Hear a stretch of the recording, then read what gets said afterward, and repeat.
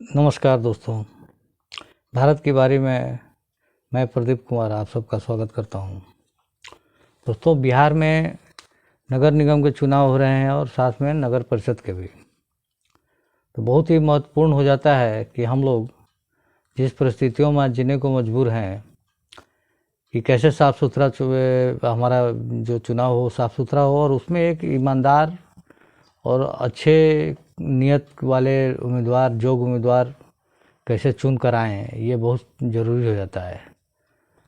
देखा जाए तो बिहार को हर शहर को वैसा मेयर चाहिए जो जनता के से सीधे जुड़ करके काम करे, उसकी समस्याओं को वहाँ से ऑन द स्पॉट जा कर के देखे, समझे और उसका समाधान करे, न कि अपने चैम्बर में बैठ कर के ऑर्डर दे और वहाँ से ही समस्याओं का समाधान खोजने का प्रयास करें। तो ये बहुत ही ज़रूरी हो जाता है कि हम इस चुनाव को काफ़ी गंभीरता से लें और सारे शहरवासी, खास करके जो नगर निगम का जो चुनाव है जिसमें मेयर की सीधी माने जंग हो रही है, सीधी लड़ाई है और बहुत सारे उम्मीदवार इसमें खड़े हैं और अपनी अपनी दावा कर रहे हैं कि मैं ये करूँगा, मैं वैसा करूँगा। कोई कह रहा है भ्रष्टाचार हटाएंगे, कोई कह रहा है कि साफ़ सुथरा शहर को बनाएंगे, कोई कह रहा है कि पूरा हरियाली लाएंगे। या ठीक है, बहुत बड़ी अच्छी बातें, अच्छी बातें लोग कह रहे हैं, लेकिन आज तक हुआ क्या? अब तक देखा जाए तो हम लोग को तो परिणाम शून्य दिखाई देता है।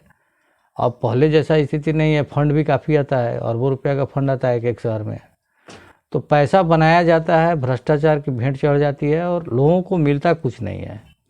देखा जाए तो नालियाँ बरसात में या बिना बरसात के भी सड़क पर बहती रहती हैं, चारों तरफ धूलों का अंबार है पूरे शहर में, धुआं है, मोटर गाड़ियों का चलने के लिए, रखने के लिए ना तो कोई, ना कहीं से पार्किंग की व्यवस्था है, ना पूरा जाम लगा रहता है, पूरा शहर मर रहा है।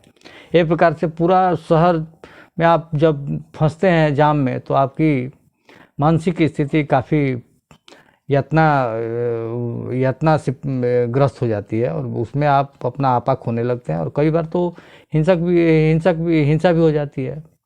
इसमें आए दिन लोगों को जान चली जाती है। तो समस्या काफ़ी गंभीर है।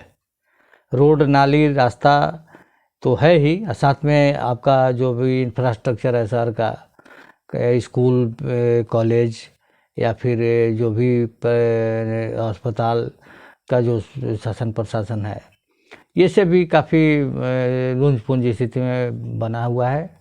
और अपने शहर आरा में भी, हमारे शहर आरा में भी चुनाव हो रहा है। यहाँ भी काफ़ी संख्या में उम्मीदवार खड़े हैं और इसमें ये तो रिजर्व सीट है महिलाओं का, लेकिन काफ़ी महिला 2 दर्जन लगभग उम्मीदवार मेयर के चुनाव लड़ रहे हैं। उसमें इनकी पतियों की भूमिका ज़्यादा महत्वपूर्ण दिखाई दे रही है, क्योंकि हर पोस्टर पर नज़र आता है कि महिला उम्मीदवार का तो नाम होता है, उसके साथ साथ उनके पति का भी नाम होता है कि पति फलना सिंह, पति फलना राय, पति फलना यादव, पति फलना राम या पति। तो इस प्रकार के सिलसिला चल पड़ा, जो थोड़ा मैंने सोचने पर मजबूर होता है कि अगर यही पुरुष उम्मीदवार खड़े होते तो उसमें पत्नियों का तो नाम नहीं होता कि भाई पति, पुरुष का उम्मीदवार के साथ पत्नी का नाम नहीं होता कि पत्नी ये, पत्नी ये, पत्नी ये, ऐसा तो नहीं होता है। तो ये भी एक चौंकाने वाली बात है। और दूसरी बात यह है कि इसमें बहुत सारे वैसे लोग भी खड़े हैं जिनके पास अकुत धन संपदा कहीं ना कहीं से ये लोग अर्जित किए हैं, गहे बगाहे माने उचित या अनुचित ढंग से, जैसे भी हो, और ज़्यादातर लोग वैसे ही दिखाई दे रहे हैं। लेकिन चलिए ठीक है, लोकतंत्र है, डेमोक्रेसी है, चुनाव लड़ने का सबको अधिकार है। लेकिन इसमें हम सब, इस बीच युवाओं की भूमिका इसमें बहुत महत्वपूर्ण हो जाती है। उन्हें देखना पड़ेगा कि हाँ, हमारे बीच हमारा मेयर कैसा हो, जो कैसे हम अपने शहर को बेहतर से बेहतर स्थिति में लाएं। इसका उदाहरण हम समझ सकते हैं, इसे सीख सकते हैं। जैसे इंदौर, जब इंदौर में मालिनी सिंह गौर आती हैं मेयर बनकर 2015 में, तो पूरा स्थिति पलट जाता है। उन्होंने एक ही चीज़ को लक्ष्य बनाया, साफ़ सफाई, कि हमारा शहर साफ़ सुथरा कैसे हो। और इसकी परिणति ये हो जाती है कि लगातार वो 5-7 साल से अपने पूरे देश में साफ़ सफाई के मामले में नंबर 1 है, तो बना हुआ है। साथ में राजकोट भी देख सकते हैं या सूरत को भी देख सकते हैं। सूरत एक ज़माने में 1992 में वहाँ प्लेग फैला और उसके बाद वहाँ की स्थिति पूरी तरह से सूरत बदल गई। आज सूरत सबसे साफ़ सुथरा शहर में उसकी भी गिनती होती है। वहाँ भी मेयर ने और वहाँ के प्रशासक ने, जो निगम के प्रशासक होते हैं, ये सब इन सारे लोगों ने मिल करके काफ़ी स्थिति बदल दी।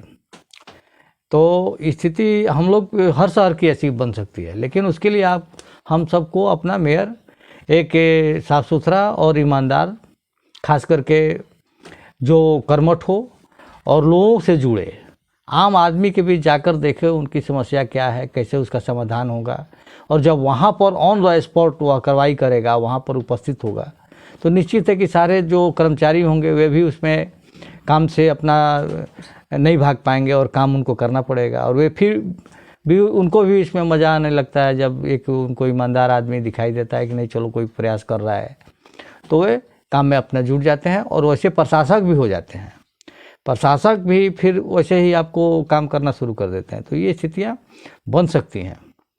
लेकिन अगर ऐसे ही कोई इसको सीरियस, अगर युवा वर्ग को इसमें जोड़ना पड़ेगा, खासकर टेक्नोलॉजी का उपयोग देखें तो आप कहीं भी अगर कोई समस्या है तो उसको आप तुरंत आप निगम से जुड़ें, वहाँ पर तुरंत वहाँ मैसेज करें, भेजें अपनी समस्याओं को। अपने जो भी इलेक्ट्रॉनिक माध्यम है, जैसे हम आज UPI के माध्यम से बहुत सारी, पूरी दुनिया में हमारा नंबर 1 पोजीशन है सारी से, उसमें हम गौर माने बहुत अच्छा हमको उसमें महसूस हो रहा है। सारा लेन देन हमारा डिजिटल हो रहा है। तो डिजिटल ये समस्या को भी हम इसे रेखांकित कर सकते हैं कि कैसे, जैसे मान लीजिए हमारे मोहल्ला में समस्या है, सफाई नहीं है, बहुत गंदी पसरी हुई है, यहाँ कोई निगम का सफाई कर्मचारी काम नहीं कर रहा है, तो उसका हम अपना फोटोग्राफ ले करके उसको हम भेज सकते हैं, ट्रांसफ़र कर सकते हैं, वहाँ भेजेंगे और उसे ऊपर तक पहुँचाएंगे। तो ये स्थितियाँ बदल सकती है। युवाओं को इसमें भागीदार बनना पड़ेगा और महिलाओं को भी अपनी भूमिका देखनी पड़ेगी। खास करके यहाँ पर महिला उम्मीदवारों का एक आरा शहर में अभी उनके लिए उनको चयन उनके लिए सीट रिजर्व है मेयर का। तो बड़ा पद है और इसका एक अच्छे से चुनाव करना इस शहर के लोगों की जिम्मेदारी है, इसे देखना पड़ेगा। और चैम्बर से ऑर्डर दे करके आप चाहेंगे कि स्थितियाँ बदल दें, और वहाँ से ही तब भ्रष्टाचार शुरू होता है। जब चैम्बर से बाहर कोई नहीं निकलता है तो भ्रष्टाचार की शुरुआत वहीं से होती है, और फिर सारे लोग वहीं पर अपना चाहते हैं कि, और फिर कर्मचारियों के बीच भी वही मानसिकता घर बन कर जाती है कि चलो चल रहा है, जैसे तैसे चल रहा है।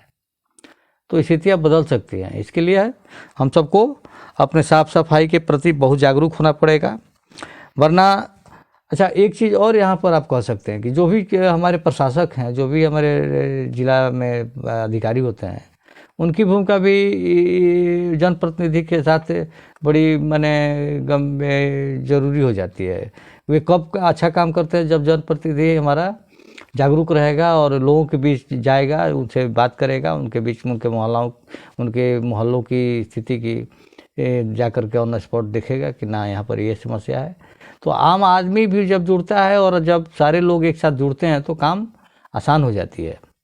इसलिए इस चुनाव को, नहीं तो पूर्वत में जो भी आज 50, 60, 70 सालों से चला आ रहा है, बस कोई बद से बदतर होते गए शहर, हमारे शहर बद से बदतर होते गए, रहने की स्थिति सारे जो बिना कोई प्लानिंग के, कोई भी शहर का कोई भी कॉलोनी देखिए आप, वहाँ कोई प्लानिंग नहीं है, ना कोई पार्क है, ना कहीं कोई या कोई बढ़िया शिक्षा का व्यवस्था मिलेगा, कोई प्राइमरी एजुकेशन का भी व्यवस्था आपको सरकारी स्तर पर नहीं दिखाई देगा कि आप अपने बच्चों को चाह करके भी उसमें पढ़ा पाएँ।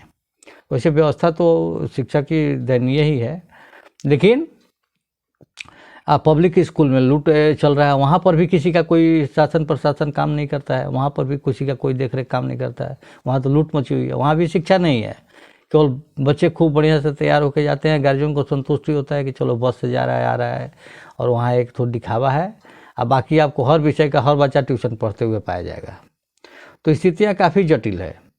इसलिए इसे बदलने के लिए हर आदमी को तत्पर होकर के देखना पड़ेगा कि हमको अपना वोट, बहुमूल्य वोट, खास करके युवा और महिला और युवतियाँ, ये सारे लोग देखें कि आने वाला भविष्य उन्हीं का है, उन्हीं का शहर होगा, उन्हीं को रहना है। आगे चल करके अपने बच्चों को क्या देना चाहती हैं, क्या देना चाहेंगे, महत्वपूर्ण प्रश्न है। तो इसमें हम लोगों को देखना पड़ेगा। और स्थिति इसे हम लोग बना सकते हैं बहुत ही बेहतर, और नहीं तो फिर वही ढाक के 3 पात। अतः आज के लिए इतना ही। हमें अपना बहुमूल्य वोट बहुत ही योग्य उम्मीदवार को देख करके देना चाहिए और देना पड़ेगा, वरना ये स्थितियाँ इसी तरह से चलती रहेंगी। नमस्कार।